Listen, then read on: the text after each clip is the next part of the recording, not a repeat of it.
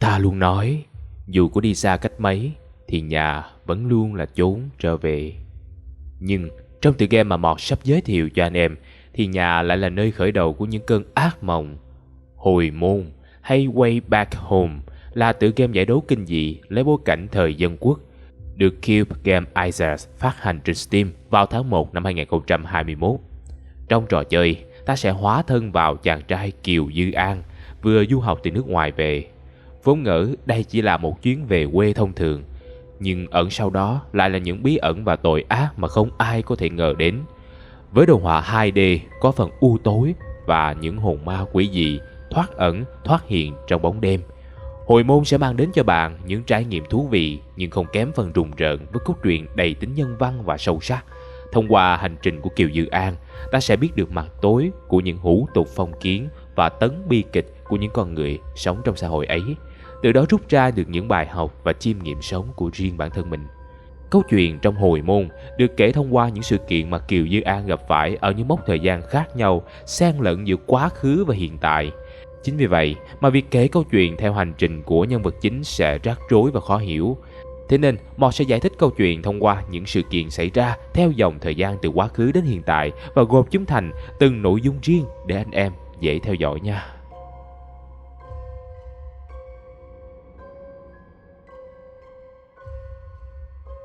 Câu chuyện bắt đầu vào năm 1926.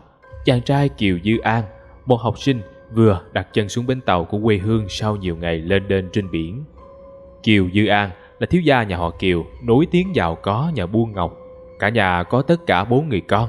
Chị cả Kiều Thục Anh đã kết hôn. Chị hai là Kiều Ngọc Trinh đã qua đời. Kiều Dư An là con thứ ba, và sau anh còn có một cô em gái tên Kiều Dung. Thời bấy giờ, tư tưởng trọng nam khinh nữ phong kiến vẫn chưa được loại bỏ hoàn toàn. Thế nên Kiều Dư An được ưu ái hơn rất nhiều so với những người con khác trong gia đình. Khi về đến nhà, Kiều Dư An được biết em gái Kiều Dung bị bệnh và hiện đang điều trị tại bệnh viện Thánh Âm. Nhưng mà lạ thay, dù người con út đang nằm trong bệnh viện nhưng cả nhà lại chẳng có mấy ai lo lắng, cộng thêm thái độ muốn nói lại thôi của chị cả Kiều Thục Anh, nên nhân vật chính quyết định đến bệnh viện thăm em gái.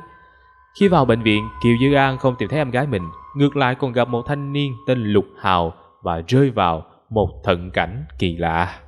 Theo ngôn ngữ trong trò chơi, thận cảnh là không gian ảo sinh ra từ ác niệm của con người, mà thận cảnh của bệnh viện Thánh Âm sinh ra từ ác niệm của những thai nhi nữ chết non trong bụng mẹ. Nguyên nhân của ác niệm này phải quay về trước những năm 1905. Lúc bấy giờ, Trung Quốc đang giao thương và buôn bán với các nước phương Tây. Nhà họ Kiều và nhà họ Liên góp vốn đầu tư xây dựng bệnh viện Thánh Âm do các tu sĩ phương Tây quản lý. Năm 1905, bệnh dịch lan ra khắp nơi. Theo lịch sử thì khoảng sau năm 1894 là thời gian bệnh dịch hạch hoành hành tại Trung Quốc, nên có thể trận đại dịch lúc bấy giờ chính là bệnh dịch hạch. Bác sĩ Lý Thuật Phi của bệnh viện vì ham tiền đã cấu kết với thương lái cung cấp thuốc, thừa cơ đẩy giá thuốc lên cao, hại dân nghèo không có thuốc chữa bệnh, gián tiếp gây ra cái chết của rất nhiều người. Việc làm của Lý Thuật Phi bị một bác sĩ khác tên Lục Miên phát hiện, nhưng vì vợ của Lục Miên cần tiền chữa bệnh nên ông ta đã nhắm mắt làm ngơ trước hành động kiếm tiền trên máu người khác của Lý Thuật Phi. Thời bấy giờ vẫn còn mang nặng tư tưởng trọng nam khinh nữ của xã hội phong kiến. Người dân quan niệm rằng sinh con trai thì có người nối dõi tông đường, còn sinh con gái thì như mang nợ, địa vị của người phụ nữ bị hạ thấp. Vậy nên không một ai muốn sinh con gái lúc bấy giờ. Giai đoạn này thực sự đã từng xuất hiện trong lịch sử Trung Quốc. Theo Mọt tìm hiểu thì khi đó, vì bùng nổ dân số nên mỗi nhà chỉ được sinh một con. Nếu sinh đứa thứ hai thì phải nộp phạt. Vậy là rất nhiều bé gái vừa ra đời đã bị người nhà bóp chết hoặc bán bào thai cho người khác làm thức ăn cường dương bổ thận. Bệnh viện Thánh Âm đặt bối cảnh vào lúc bấy giờ nên cũng không ngoại lệ. Nhưng vì khi đó phương pháp siêu âm nhận biết giới tính thai nhi chưa được du nhập vào, vậy nên muốn bỏ chỉ có thể chờ đến khi đứa trẻ được sinh ra. Vừa hay, bác sĩ Lục Miên có một người con trai tên Lục Hào sở hữu đôi mắt âm dương, có thể nhìn thấy ma quỷ, cũng có thể nhận biết giới tính của thai nhi trong bụng mẹ. Ông ta đã đưa con trai đến khám cho các thai phụ, phá bỏ rất nhiều thai nhi nữ vô tội còn chưa kịp chào đợi. Cũng vào năm đó, bệnh viện Thánh Âm tiếp nhận 3 thai phụ là Kiều Phu Nhân, Liên Phu Nhân và Giang Phu Nhân. Kiều Phu Nhân sinh được một bé trai, đặt tên là Kiều Dư An, cũng chính là nhân vật chính của trò chơi. Thế nhưng Liên Phu Nhân và Tần Phu Nhân thì lại không may mắn như thế. hai người sinh ra bé gái. Trước bé gái này, Liên phu nhân còn sinh ra một người con trai nhưng bị ngớ ngẩn. Khi thấy con thứ hai là con gái, Liên lão gia, Liên Sinh đã tự tay giềm chết con gái mới chào đời của mình trong cơn tức giận. Sau đó, lúc ông ta nhận ra thì đã quá muộn. Vì chuyện làm ăn của ông ta dựa phần lớn vào nhà vợ, nên Liên Sinh muốn tìm một đứa trẻ khác về thay thế. Vừa hay Giang phu nhân cũng mới sinh một đứa con gái, vậy là ông ta đến gặp chồng của Giang phu nhân, Giang Mộ, để bàn chuyện bán con. Giang Mộ nghe đến tiền thì sáng mắt, gã cảm thấy con gái nuôi chỉ tổ tốn cơm, giờ bán đi còn được khối tiền, nên đã đồng ý đổi con với Liên Sinh mà không hề do dự. Vậy là con gái của Giang Mộ trở thành con của Liên Sinh. Còn Giang phu nhân sau khi phẫu thuật tỉnh dậy thì vô duyên vô cớ bị mất đứa con chỉ vì lòng tham của tên chồng đốn mạ. Nói đến Giang phu nhân, cô ta thật sự đáng thương. Trước khi mang thai bé gái này, Giang phu nhân từng sinh non rất nhiều lần, cơ thể ốm yếu vô cùng. Dù bác sĩ Lục Miên của bệnh viện Thánh Âm đã đề nghị cô không nên sinh mổ, nhưng Giang Mộ nhất quyết ký giấy làm phẫu thuật cho cô. Phải biết rằng, vào những năm thập niên 90, kỹ thuật y khoa và cơ sở vật chất vẫn chưa hiện đại như bây giờ, sinh mổ có nguy cơ tử vong cao hơn sinh tự nhiên. Sau khi Giang phu nhân sinh xong, phải nhận thêm tin con gái đã chết thì tinh thần suy sụp. Giang Mộ thì tiếc tiền nên không cho cô dùng thuốc. Cuối cùng, Giang phu nhân vừa bị trầm cảm sau sinh, lại cộng thêm sức khỏe yếu, không chống chọi được, đã qua đời. Chưa dừng lại ở đó, vì không muốn bị vu là hại chết vợ, cộng thêm việc muốn đòi tiền bồi thường của bệnh viện, Giang Mộ đổ tội cho bác sĩ Lục Miên làm chết vợ và con của gã. Lúc này, một y tá tên Diêu Văn Nguyệt, bạn của Giang phu nhân, vì yêu thầm Lục Miên nên đã đứng ra chịu tội thay ông. Cánh báo chí vịnh vào việc này đã nói Lục Miên và Diêu Văn Nguyệt có gian díu với nhau. Lý Thuật Phi nhân cơ hội đó đổ tội tăng giá thuốc lên đầu Lục Miên. Bác sĩ Lục Miên rơi vào đường cùng, vừa tự trách trước cái chết của Giang phu nhân, vừa hối hận vì đã tạo nghiệp chướng cho đứa con nhỏ Lục Hào. Ông ta đã nộp đơn xin từ chức nhưng không được bệnh viện phê duyệt.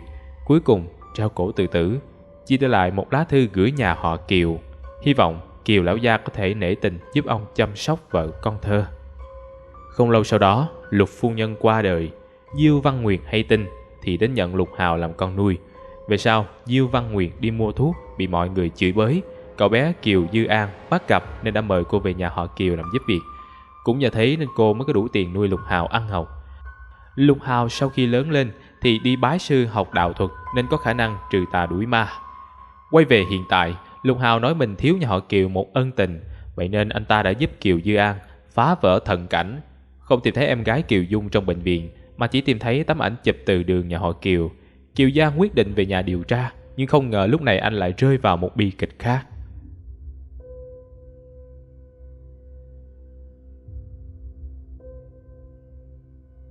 Khi Kiều Dư An về đến nhà thì phát hiện những tấm lụa đỏ báo hỷ trong nhà đã bị đổi thành lụa trắng của tục minh hôn. Trong nhà cũng xuất hiện rất nhiều cô hồn dạ quỷ. Người chị cả ngày thường vốn hiền lành đột nhiên cầm dao dọa chém anh, làm anh sợ đến mức phải quay về bệnh viện Thánh Âm cầu cứu Lục Hào. Lục Hào nghe Kiều Dư An thuật lại thì đồng ý đến Kiều phủ kiểm tra. Sau khi phá vỡ thận cảnh, anh ta phát hiện hóa ra do sư huynh Yến Hoài Khâm của mình giở trò, mà người nhà Yến Hoài Khâm là chính là cha của Kiều Dư An. Đồng thời, ta cũng biết được Lục Hào là truyền nhân của Thủ Phố Nhân. Trong trò chơi, Thủ Phố Nhân hay người bảo vệ là những người có nhiệm vụ ngăn thận cảnh sinh ra từ ác niệm. Máu của Thủ Phố Nhân có thể làm thành nến giúp hóa giải thận cảnh, cứu giúp những kẻ lầm lỡ. Vì để duy trì dòng máu của Thủ Phố Nhân, người họ Lục sẽ kết hôn với người trong dòng họ. Vậy nên có thể nói Lục Hào chính là sản phẩm của mối tình hôn nhân cận huyết. Về phần Yến Hoài Khâm, gã là con trai của chủ cánh hát. Cha và mẹ gã vốn có hôn ước từ trước, nhưng vì ham mê giàu sang, cha Yến Hoài Khâm đã bỏ mẹ con gã cưới một cô gái nhà giàu khác. Mẹ gã từ vợ chính rơi xuống làm vợ lẽ. Sau khi sinh ra gã thì giao cho họ hàng chăm sóc. Yến Hoài Khâm nói với Lục Hào thận cảnh này là do cha của Kiều Dư An bảo gã tạo ra để làm âm hôn cho đứa con gái thứ hai, Kiều Ngọc Trinh.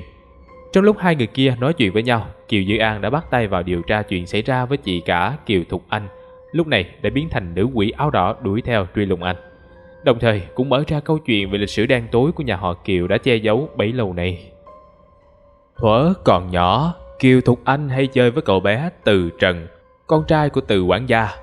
Hai đứa nhỏ sớm tối ở chung, lâu ngày sinh tình. Từ Trần đem lòng yêu Kiều Thục Anh, nhưng bị cha mình cấm cản vì ông không muốn anh trèo cao. Từ Trần trong cơn tức giận đã xung phong đi lính, thề thốt rằng mình sẽ thành công leo lên chức tướng, sau đó về cưới Kiều Thục Anh. Nhưng đáng buồn là từ đó anh ta đã một đi không trở lại.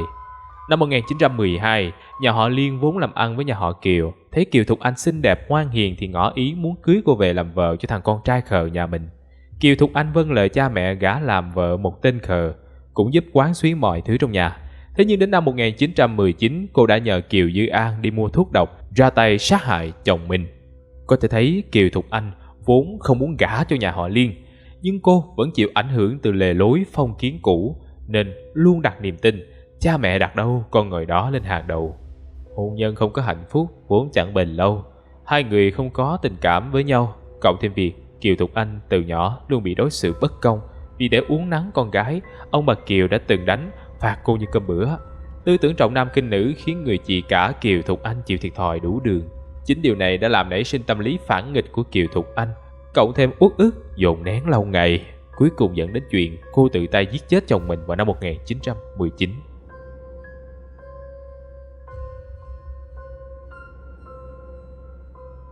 Tuy nhiên, những bi kịch ở nhà họ Kiều không chỉ có như thế.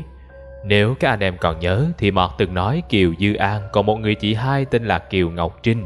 Khác với người chị cả có vẻ đoan trang dịu hiền, bị tư tưởng phong kiến của xã hội cũ tẩy não, Kiều Ngọc Trinh lại là một cô gái hồn nhiên, vui tươi và lạc quan, theo đuổi sự tự do, phóng khoáng, không bị ảnh hưởng của tư tưởng thời đại. Vào năm 1919, cái năm mà Kiều Thục Anh mưu sát chồng mình, chị hai Kiều Ngọc Trinh gặp gỡ và đem lòng yêu một chàng trai họ Hạ làm nghề phóng viên. Hạ phóng viên và Kiều Ngọc Trinh như một đôi uyên ương quấn quýt không rời. Thế nhưng chuyện của hai người lại bị chị cả Kiều Thục Anh phát hiện. Ông bà họ Kiều không đồng ý cho con mình lấy một kẻ làm nghề phóng viên, nên đã sắp xếp gả Kiều Ngọc Trinh cho Hứa thiếu gia. Nhưng khác với người chị ngoan ngoãn của mình, Kiều Ngọc Trinh nhất quyết không đồng ý. Cô viết cho người yêu một lá thư, hy vọng anh có thể sớm mai sinh lễ đến dạm hỏi cô, rồi nhờ em trai Kiều Dư An chuyển thư giúp mình. Đáng buồn thay, lá thư này lại bị Kiều Thục Anh phát hiện. Cô ta làm kế ly gián, vậy là Hạ phóng viên không hề biết chuyện Kiều Ngọc Trinh bị ép gả, không có cách nào đến cứu cô kịp thời. Ngày thành hôn gần đến, Hứa thiếu gia đột nhiên qua đời. Ông bà Kiều vốn quan niệm con gái chẳng khác gì mấy món đồ vật trong nhà, nên vẫn quyết định gả Kiều Ngọc Trinh cho nhà họ Hứa để làm âm hôn. Kiều Ngọc Trinh biết chuyện đã nhiều lần tìm cách bỏ trốn, thế nhưng lần nào cũng bị bắt lại và phạt đòn rất nặng. Cuối cùng, mối âm hôn giữa hai nhà Hứa Kiều cũng được kết. Kiều Ngọc Trinh bị giết rồi chôn theo Hứa thiếu gia, hóa thành lệ quỷ quay về báo thù nhà họ Kiều. Ngoài ra, trong khoảng thời gian năm 1912 còn xảy ra một câu chuyện mà Mọt rất ấn tượng. Tại bến tàu có một người vợ quá chồng mang lòng yêu một chàng trai trẻ. Hai người vốn tự nguyện bên nhau, cũng không vi phạm luân thường đạo lý. Nhưng người dân xung quanh lại cảm thấy người vợ đó không biết thủ tiết cho chồng mình. Vậy là bắt trói cả hai người họ lại. Hai con người đáng thương bị phơi dưới trời nắng mấy ngày liền. Người dân thì thi nhau ném đá họ. Nhân vật chính Kiều Dư An khi đó chỉ là một đứa trẻ, bị người ta xúi bậy cũng cầm đá ném theo. Kết quả ném chết người nhưng không bị chịu tội. Vì với tư tưởng lúc bấy giờ, họ cảm thấy người phụ nữ có chồng mất mà dám tái giá thì chết là đáng đời. Không một ai cảm thương cho hai con người tội nghiệp kia. Nhưng đáng sợ hơn là những hủ tục và hình phạt man rợ này vẫn còn tồn tại cho đến tận ngày nay. Người dân ở một số vùng lạc hậu vẫn cảm thấy tư tưởng đó là đúng đắn, và họ có quyền định đoạt số phận của kẻ mà họ xem là tội đồ.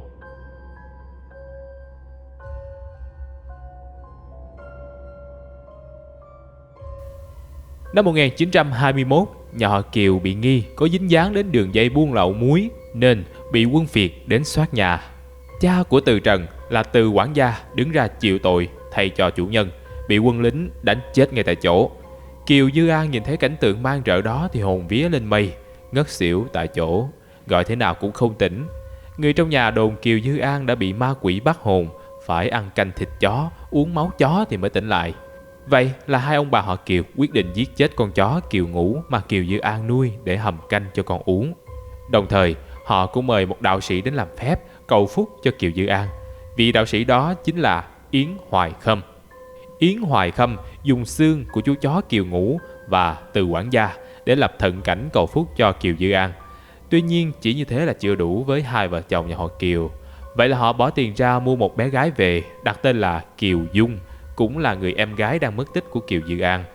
Thực ra Kiều Dung không hề bị bệnh hay gì cả. Cô đã bị Yến Hoài Khâm và hai ông bà già Kiều giết hại rồi chôn cùng với vong hồn của 6 cô gái khác ở Mát Trận, được đặt trong từ đường nhà họ Kiều, nhằm mục đích cầu phúc cho Kiều Dư An. Vì không muốn Kiều Dư An biết, ông bà Kiều đã nói dối rằng Kiều Dung bị bệnh đang điều trị ở bệnh viện Thánh Âm. Đó cũng là lý do tại sao Kiều Dư An không thể tìm thấy em gái mình trong hồ sơ bệnh nhân của bệnh viện. Sau khi biết được sự thật, Kiều Dư An ngỏ ý muốn xuống địa phủ của Kiều Dung. Lục Hào đưa cho anh ta một đóa hoa sen đỏ, bảo rằng đèn hoa sen có thể giúp Kiều Dư An trở về an toàn. Kiều Dư An đi xuống địa phủ qua sông Vong Xuyên đến Nghiệt Kinh Đài. Theo quan niệm Phật giáo, Nghiệt Kinh Đài là một chiếc gương lớn có thể giúp linh hồn nhìn lại tội nghiệp của mình. Vậy Kiều Dư An đã từng gây ra tội lỗi gì không? Có. Khi còn nhỏ, chính anh ta đã gián tiếp gây ra 3 sai lầm mà bản thân mình không hề hay biết. Và chính 3 sai lầm này đã trở thành quỷ dữ đuổi theo Kiều Dư An trong suốt quãng đường xuống địa ngục của anh. Sai lầm thứ nhất, vào năm 1912, Kiều Dư An đi trên đường thấy người ta ném đá góa phụ, bị xúi giục cầm đá ném cùng. Kết quả ném chết một mạng người. Sai lầm thứ hai là vào năm 1919, khi Kiều Thục Anh sai Kiều Dư An đi mua thuốc độc về hạ sát chồng mình. Kiều Dư An biết thuốc mình mua là thuốc độc nhưng vẫn làm theo, gián tiếp hại chết Liên thiếu gia khờ khạo. Sai lầm thứ ba là khi Kiều Ngọc Trinh nhờ Kiều Dư An đưa thư cho người yêu là Hạ phóng viên, thế nhưng anh lại mang lá thư và trăm ngọc đưa cho Kiều Thục Anh, gián tiếp gây ra cái chết của chị mình. Thực ra những sai lầm này Kiều Dư An không cố tình gây ra, anh cũng không có ý xấu. Anh không hề biết Kiều Thục Anh mua thuốc để giết chồng, bị người ta xúi giục nên mới ném chết quá phụ, và cũng không biết Kiều Thục Anh tâm lý vặn vẹo nên mới mang thư đưa cho Thục Anh. Trong câu chuyện của nhà họ Kiều, không ai vô tội, cũng không ai là hoàn toàn có tội. Thủ phạm chính của câu chuyện thật ra chính là những suy nghĩ cổ hủ và tàn khốc của xã hội cũ, hay ta có thể gọi đây chính là bi kịch của thời đại lúc bấy giờ. Quay lại với câu chuyện, Kiều Dư An tìm thấy Kiều Dung bị giam trong hầm ngục, thành công đưa cô chạy khỏi địa phủ. Tuy nhiên, vì thời gian Kiều Dư An ở địa phủ quá lâu nên đèn hoa sen đã sắp cạn, chỉ có thể phù hộ một người bình an quay lại nhân gian. Kiều Dư An đưa đèn cho Kiều Dung đi trước, dẫn đến việc bản thân anh bị mù, bị kẹt lại ở địa phủ, sống chết không rõ. Sau khi thoát khỏi địa phủ, Kiều Dung quay về nhân gian một mình. Câu chuyện sẽ có 2 kết thúc khác nhau tùy thuộc vào lựa chọn của người chơi trong xuyên suốt câu chuyện. Trong Happy Ending, Kiều Dung sau khi quay về sẽ cầm con diều mà cô thường chơi cùng Kiều Dư An lúc nhỏ, lủi thủi bước đi trong nỗi buồn mất anh.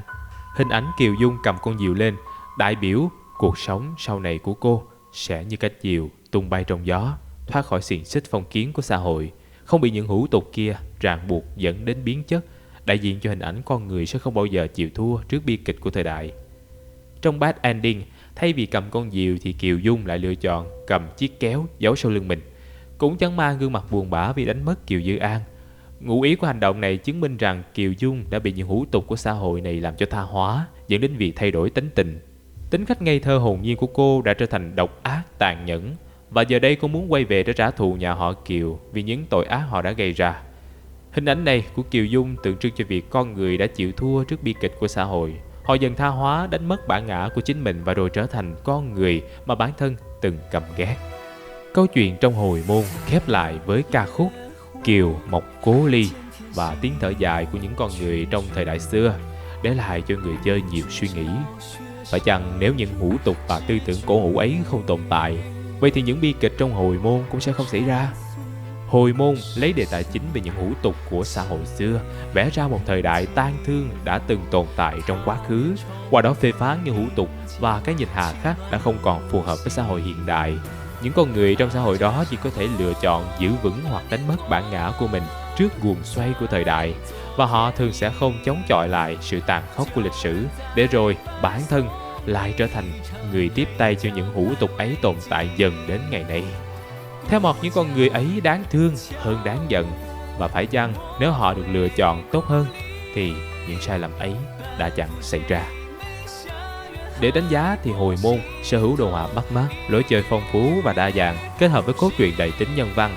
Tuy rằng trò chơi vẫn còn một vài khúc mắc chưa được giải thích, nhưng đây vẫn là một tựa game đáng để anh em trải nghiệm thử một lần. Và anh em cảm thấy như thế nào về tựa game này? Nếu thấy hay thì hãy ấn vào nút like bên dưới và để lại bình luận ủng hộ Mọt ra thêm những video khác nha. Hẹn gặp lại các anh em vào những cốt truyện tiếp theo sẽ được ra mắt vào lúc 12 giờ trưa thứ 3, 5, 7 chủ nhật hàng tuần trên kênh YouTube Mọt Game.